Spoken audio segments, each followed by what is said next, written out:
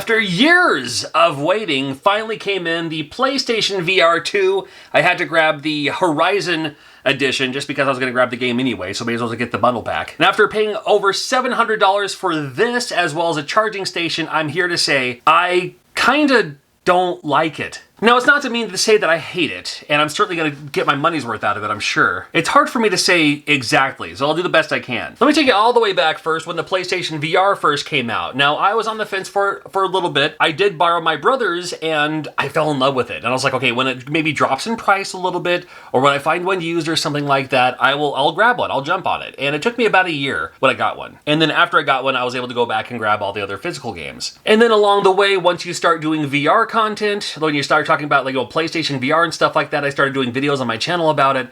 Then more and more VR content creators came out saying, hey, I do VR content too. So I made a lot of great friends just by doing VR videos. We even hosted a podcast for a while. And I loved the PlayStation VR. It's a little convoluted with all the cords and everything, but the immersiveness of the whole thing, I know VR is not for everyone, but I understood it. I got it. It was just like, it was amazing. I don't know if it'll ever take over flat screen gaming, but VR gaming is its own world. It's like mobile gaming too. It's its own world. It's its own thing. And I'm all for it. Then the Quest 1 came out. And I loved it, but it was very, very tight on my face, very top heavy because the PlayStation VR is super comfortable since the computer was the PlayStation, right? Quest 1, loved it, no cords, top heavy, I suffered through it. Then the Quest 2 came out and loved it. It was a lot lighter for me. It fit on my face a lot better than the other one did. And I was like, okay.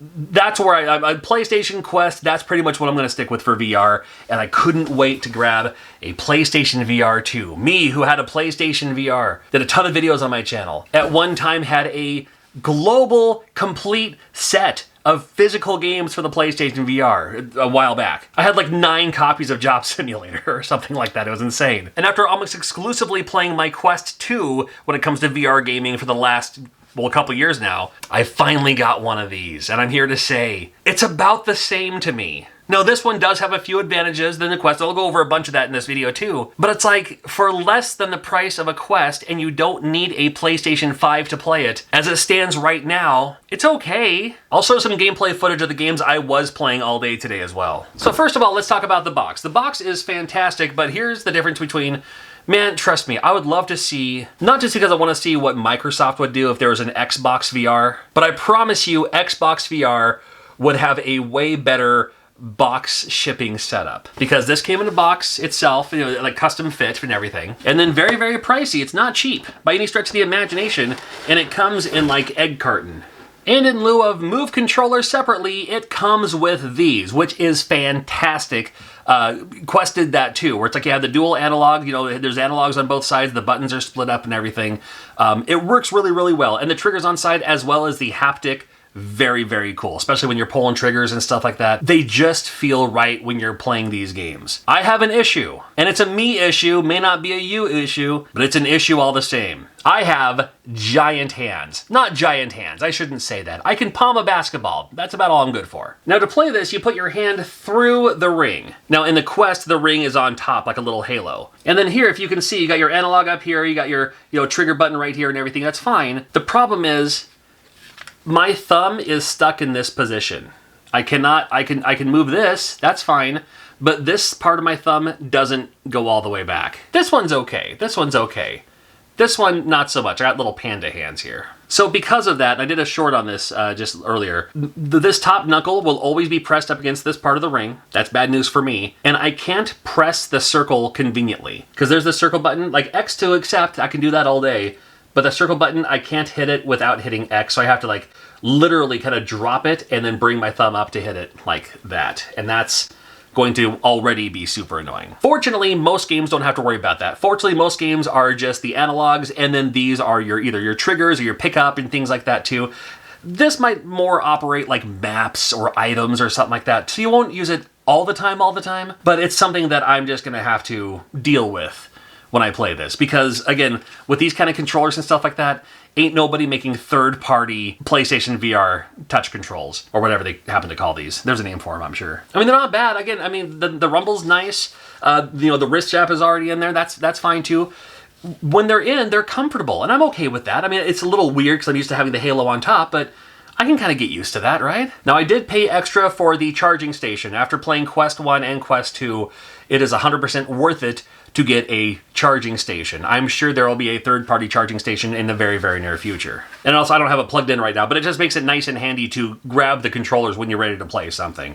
And they're always charged because they're always kind of plugged in. If you're playing VR, definitely recommended to have something like this. I had it for my Move controllers for the PlayStation VR, and I have it for both the Quests that I've had too. And we talk about the unit, outward-facing cameras, just like the Quest 2, and a little bit like the Quest as well. So it has that nice pass-through ability. Pass-through is going to be this button right here. So when you click that and you're playing something, it pauses the game and you're able to see outward so you can see kind of where you are in your room. So you're not going to trip over something, knock over a table, and you set it all up in advance. I didn't get footage or anything like that, but you'll see it for yourself. It's kind of cool because it actually kind of maps out the room and everything for you to know what not to run into, and it creates its own boundaries, but you can make a boundary beyond that if you'd like. And I usually do. And just this little accordion thing, depending on how big your face is, because I have a huge head. It's like I am last snap on a snapback for my hats. Huge head. And I wear glasses. Double whammy. This fits very comfortably. Now, the first time I put it on, I was like, oh my goodness, this thing, are you kidding me on this? Yo! You have a lot of room. You could probably fit 2 heads in this thing. Good Lord. That'd be weird. And I tried to do it just that way, and I was like, okay, this is not really working, but I was like, it's been so long since I've used my PlayStation VR, I forgot that this part also comes out. And then when you find your nice thing, click it into place, you're locked and loaded. Very, very comfortable. And right now I am just using the default earbuds. I know they have awesome headphones and everything like that. We actually have a pair of those PlayStation 5, like legit headphones. But I know you're supposed to be immersed, but I also have children, so I play with one earbud in, so I can keep the other one open in case someone needs me, in case my phone rings, in case this, that, the other. Shouldn't my phone ring. I have it in my pocket and it vibrates. But and again, and I'll prove it. I wear glasses, nice and comfortable, just like that. Lock it into place. Very comfortable, and I don't see any outside interference when it comes to like light coming in from other angles, just with the other things that they have on the inside. I promise you there's going to be a VR company in the very near future, and when they do, I'll probably do a video on it, making prescription lenses for your PlayStation VR 2. Given the option, I would love to have prescription lenses, because my last pair of glasses a while ago with the PlayStation VR, yeah, it fit, but it was a pretty snug fit, and I think both lenses would get they would touch each other. Not that they got scratched or anything like that. I'm just a little weary about that, you know. Especially if you buy your own glasses, you get weary about things like that. And shout out to the single cord. This is all it is. It's a USB-C, goes right in the front of the PlayStation 5. The last one, if you remember, there was a couple of HDMI jacks. There was a separate power converter thing. Other cords going everywhere. If you tilt the box a little bit or kind of move it a little bit, it just shuts off saying, hey, something's unplugged. We don't know what it is. One cord is all it takes. One cord to rule them all. And it's the USB-C right on the front of the device, so super handy. Especially when it comes to like if you want to travel somewhere else, or maybe show it to one of your friends somewhere else or something like that, bring it somewhere else. Very cool. And just like the PlayStation VR as well, VR games aside, you can play other games with this as if it was just a giant screen. Nothing wrong with that. In fact, in my case, it might be like, maybe one of my kids is watching something on TV, but I still want to play the VR. Well, I can just, they're watching something via whatever Roku or Xbox or something. I can play the VR. I don't need the TV to see it, because the TV's already, that's the TV. Or maybe use it to watch, Netflix or something. I don't know. A lot of things you could do. But naturally, it's all about the games. That's all it comes down to. There was over 40 launch titles for the PlayStation VR 2. Over 40 launch titles, like 8 demos. Check out the demos for sure. There's some great demos on there, including Resident Evil 8. I grabbed that one. I haven't bought the official game yet. I haven't even played Resident Evil 8. I was waiting because I knew it was going to be on VR eventually. I'm glad I waited. So I'm playing through Resident Evil 8 for the first time in VR. That's going to be awesome. But there is a demo you can check out, and a lot of other games on there. Most of them are already available on Quest 2, or they are PlayStation 5 upgrades from the PlayStation VR for the PS4. There are a lot of other PlayStation 5 VR 2 games. What? If you're going from PlayStation VR to PlayStation VR 2, you're in for a treat. No screen dooring, quality is next level. But if you did what I did, PlayStation VR for a while, then you move it on to the Quest 2 for a while, then you're going to the PlayStation VR 2. At first, a lot of games are already on there, but there's definitely some that are worth checking out. I don't have a lot of them. I just have a few. And here are the games I've been playing.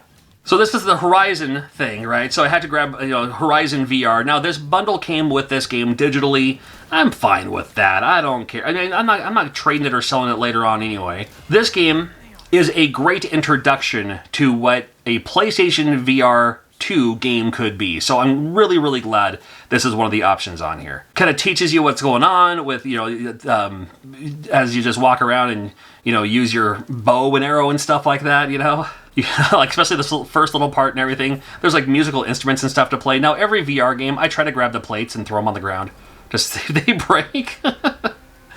So, but Horizon VR, this might be a system seller. It might be worth checking out. There is the demo of Resident Evil 8. Now, there was a demo for Resident Evil 7 on the PlayStation VR, which was not even part of Resident Evil 7, the game. It's just its own little thing. Maybe like a prequel you could probably consider, maybe? I'm not sure. But it does kind of show you and teach you how to do the things, what's going on, how to do stuff when it comes time to actually getting the official game. Worth checking out. And then it does a little adventure part that kind of, I don't want to show you too much here anyway, but yeah, it's cool to see what it's about to do with this game. Now, even though the PlayStation VR has like eye tracking and stuff like that, you do not need to have the best graphics to make the best game. What the Bat? If you played What the Golf and you know what kind of to expect with just kind of a comedy, fun game, you'll get that in VR with What the Bat. You play as this kid who has bats for arms, bats for hands, and you have to use those to solve these little mini puzzles along the way. Now, this game is available for Quest 2 as well, but happy to have it on the PlayStation VR 2 because this is something that, maybe my kids would want to play without having to play through the Quest. It's just a fun, kooky, crazy, wacky game. Absolutely love this game, and it's just kind of fun to play through. Each puzzle is something different, and you just kind of have to figure out what the puzzle is. But yeah, check out What the Bat for sure. Happy to see Demio available on this as well. Now, Demio has been super, super popular, for other VR consoles and setups and everything like that. They still kept on adding new maps, new dungeons. It's like a role-playing game. It's like an old-school RPG. When I say RPG, I mean this is like when I think of RPG, this is what I think: the tabletop-style RPG, old school, buddy, but in VR. And done very, very well. And simple enough that it looks, don't think it's convoluted or anything like that. It's just like you go, then they go, then you go. It's RPG style. And you can play multiplayer either with friends online, or you can just join any party and play with other people who happen to be playing online too. Just join a quick lobby or something like that, Just jump in on someone else's game and play for a while. Maybe make some new friends that way. Demio is a game that you definitely want to check out, especially if you do like a lot of online gaming. Something to play on Twitch or something like that, that would be super, super cool. Cave Digger 2, Dig Harder is the name of this game. And another fun interactive game that you don't have to think too hard about it. You just kind of move around and you have a pickaxe to mine for gold and stuff like that, and you build up your money and use it to buy stuff later on too. I happen to have a gun in this one. I just purchased a gun. This is near very, very early of the game. But again, another kind of game that you just don't really need to think too hard about and just have some fun. Yeah, it's fun to mine for gold and go up and down the elevators and all that too. But it's also just fun to shoot the enemies out of the way, or even shoot the other gems to watch them fall and collect those too. Yeah, kind of a fun experience. Anytime there's a video game that looks like anime that puts me in an anime type world, I'm all for it. Dyschronia probably, because like Chrono, Dyschronia, does exactly that. Now, again, very, very early on. I've only played this. This is the first time I've played this, is today. I just kind of had to play through a little bit of everything so far. So far, so interesting. I believe this is going to end up... I've played a couple of other games kind of like this, but maybe not in VR.